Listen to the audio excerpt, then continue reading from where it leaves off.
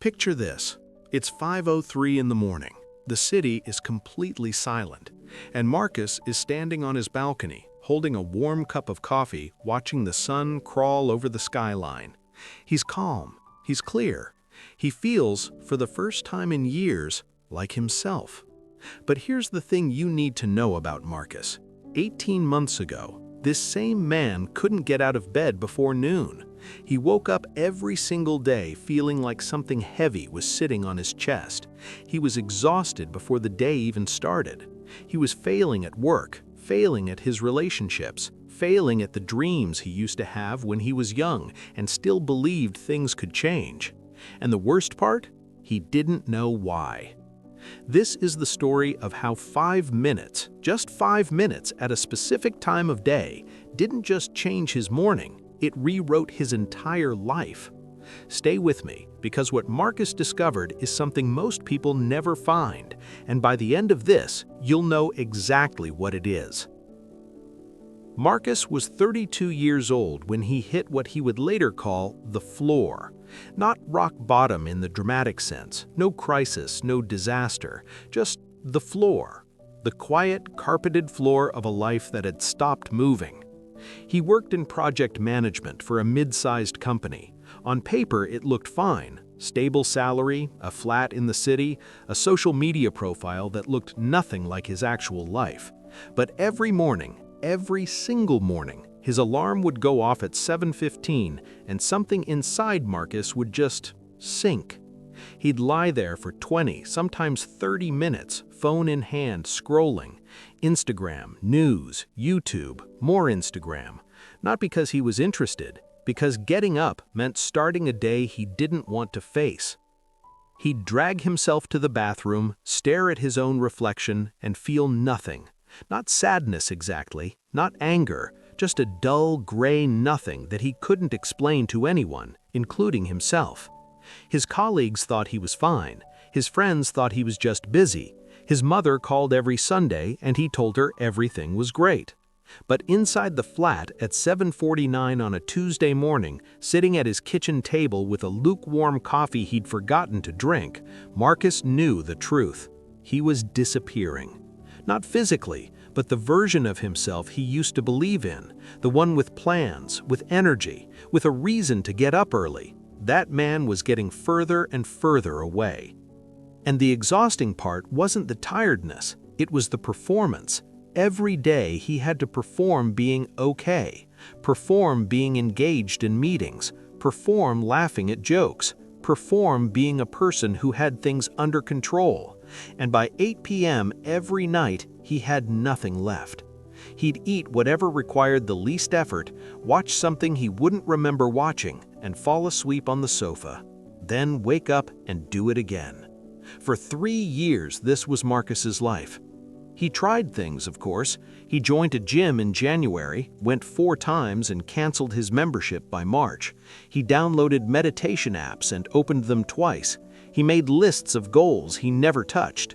Every attempt felt like trying to start a car with a dead battery, the clicking sound of effort with no engine turning over. And then, one Thursday evening in November, something small happened. Something that at the time felt completely insignificant, but would change everything. Now, before I tell you what Marcus discovered that Thursday evening, I need you to understand something important. What he found wasn't a productivity hack. It wasn't a cold shower routine. It wasn't a 5-step morning checklist. It was something much quieter than that, and much more powerful. Keep watching. Marcus's neighbor was an old man named Arthur, 71 years old, retired engineer, walked with a slight limp from a knee he'd never had operated on because, as he put it, he didn't trust anyone who charged that much to cut him open. Marcus had exchanged maybe 40 words with Arthur in 2 years of living next door. But that Thursday evening, coming home at 7 p.m., looking like a man who'd lost a fight with his own life, Marcus found Arthur sitting outside on the communal steps, reading. They started talking, and somewhere between the second and third sentence, Arthur said something that lodged itself in Marcus's mind like a splinter. He said, "The problem with most people isn't that they don't try hard enough. It's that they let the world reach them before they've had a chance to reach themselves."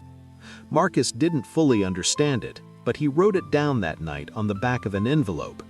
Over the next few evenings, they talked more, and Arthur explained something he called the 5 a.m. window. Not the 5 a.m. grind, not the 5 a.m. hustle, the 5 a.m. window. He described it like this: every human being averages waking up carrying yesterday, the anxiety of the unfinished, the weight of what went wrong, the noise of what other people need from you. And the moment that noise reaches you, the phone notification, the email, the news, the scroll, you have lost the day. Because now you are reacting, and a man in reaction is a man without direction.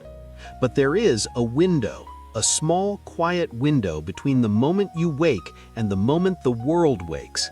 At 5 in the morning, the notifications haven't started, the demands haven't started, the performance haven't started. And if you use just 5 minutes of that window, only 5, before touching your phone, before speaking to anyone, before opening a single app, something in your brain does something remarkable. It remembers who you are. Neuroscientists call it the hypnopompic state, the brief window of consciousness between sleep and full wakefulness, where the brain is operating at a unique alpha-theta frequency. A state where the prefrontal cortex, the part responsible for identity, values, and intentional thinking, is unusually receptive. Arthur didn't use those words. He just said, 5 minutes at 5 in the morning before the world gets to you is worth more than 3 hours of thinking at midnight.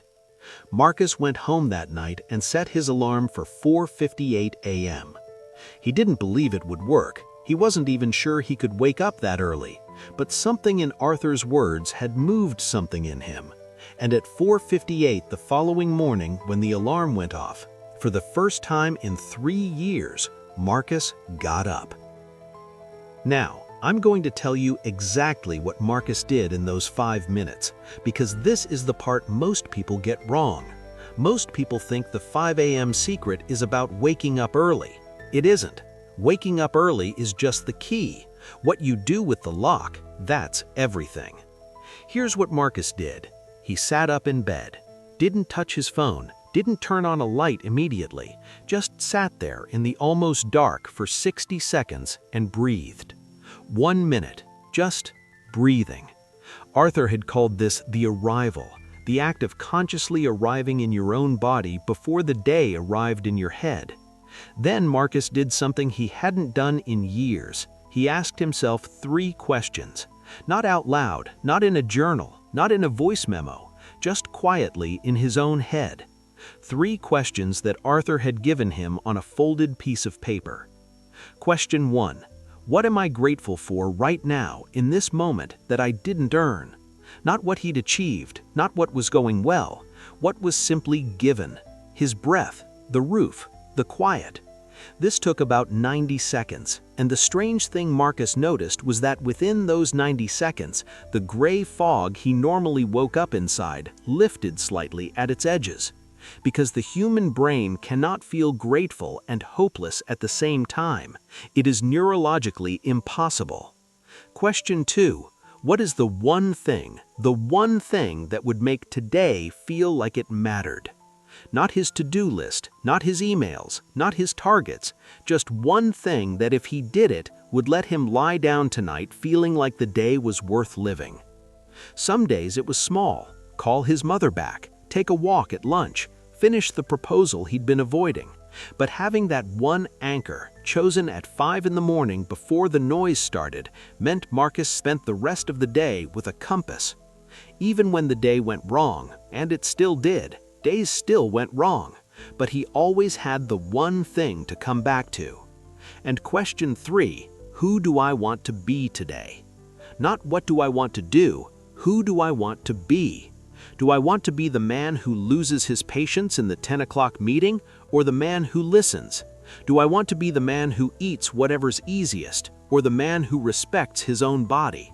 Do I want to be the man who scrolls until midnight, or the man who reads for 20 minutes before sleep. Identity, not action. And this was the part that eventually changed everything about Marcus. Because when you spend 5 minutes every morning deciding who you are instead of letting the day decide for you, you start making hundreds of tiny decisions differently. Not through willpower, through identity.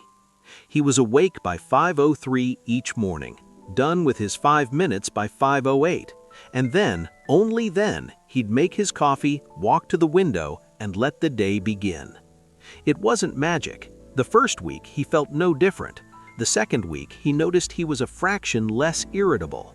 The third week, something quiet but unmistakable shifted. He started looking forward to the morning. By the end of the first month, Marcus had done something he hadn't managed in 3 years. He'd kept a commitment to himself for 30 days in a row. Not a perfect 30 days. He missed 2 mornings, once because he was ill, once because he stayed up too late and simply couldn't. But he didn't abandon the practice. He came back to it the next morning without punishing himself, without the spiral of failure that had killed every previous attempt. And that, the returning without self-destruction, was itself a transformation. Because the version of Marcus that existed 18 months ago had a brutal relationship with failure. One missed gym session meant he was someone who didn't go to the gym. One bad day meant the whole week was lost. One broken rule meant the whole system was broken. But 5 minutes every morning had quietly rewired something. He'd proven to himself 30 times over that he could choose who he was before the world chose for him. And that proof, that 30-day evidence, became the foundation of something solid. By month 2, the 5 minutes had created space for more. Not because Marcus pushed himself, but because the morning quiet had become something he protected. After his 5 minutes, he started reading 10 pages of a book, sometimes 15. He hadn't read a book in 2 years. By the end of month 2, he'd finished 3. His one thing practice at work was producing results, not because he was working longer hours, he was actually working fewer. But the single daily anchor meant his energy was going to the thing that mattered most, not scattered across everything equally. His manager noticed. She mentioned it in a review. "You seem more focused lately, more intentional." He didn't tell her about the 5 minutes. He wasn't sure she'd believe him. Month 3 brought the change he hadn't expected. The gray that had lived in his chest for 3 years, that hollow, heavy nothing he'd woken up inside every morning for as long as he could remember, it was gone. Not replaced by euphoria, not replaced by constant happiness, replaced by something quieter and more durable than either, a sense of direction. He was the same man in the same city, in the same job. Nothing external had changed dramatically, but Marcus had changed internally in a way that was almost impossible to articulate and almost impossible to ignore. He woke up for the first time since he was maybe 23, not dreading the day ahead. He woke up curious about it. And on one Tuesday morning in February, standing on his balcony at 5:06, watching the city light come on building by building, Marcus started crying. Not from sadness, from relief. Because somewhere in 5 minutes a day for 90 days, he had found his way back to himself. Now I want to stop the story for a moment. Because I know what some of you are thinking. You're thinking, I've heard versions of this before, morning routines, gratitude, journaling, and maybe you've tried something like it. Maybe you even started. But here's the question I want to ask you. Did you lose yourself somewhere along the way? Because that's what this is really about. Not mornings, not 5 a.m. Finding your way back to the person you were before the world got loud. Marcus still does his 5 minutes every morning. He's been doing it for 18 months now. He doesn't need an alarm for 5:48 anymore. He wakes up naturally. His body has learned that the early morning quiet belongs to him, and it protects it. He still has hard days. He still has weeks where focus is difficult and the gray tries to come back. But he has something now he didn't have before.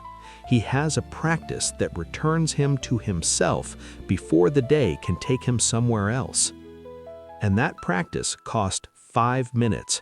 Not a perfect body, not a monk's discipline, not a complete life overhaul. 5 minutes before the world reaches you.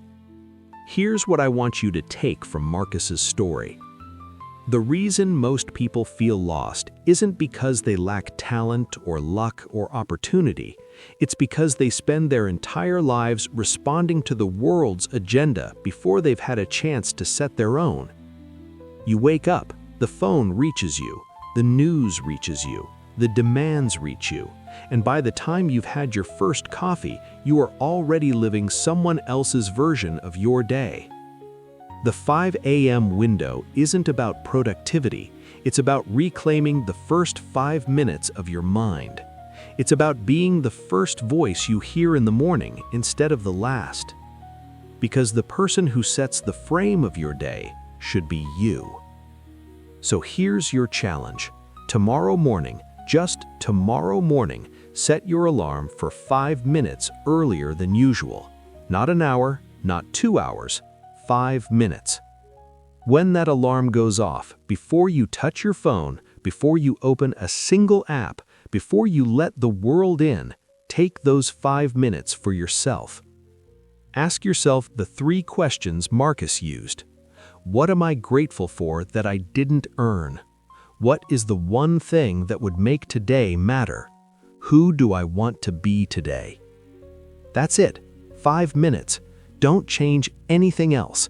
Don't start a whole new routine. Just 5 minutes before the world reaches you. And if you do it, if you actually do it, I want to know. Tell me in the comments, day 1. That's all. Just day 1. Because the most powerful journey in the world starts with the simplest possible action. One morning, 5 minutes. Your time. If Marcus's story resonated with you, there's another story right here that I think you need to watch next. It's about a man who failed 7 times before one morning decision changed everything. I'll see you there.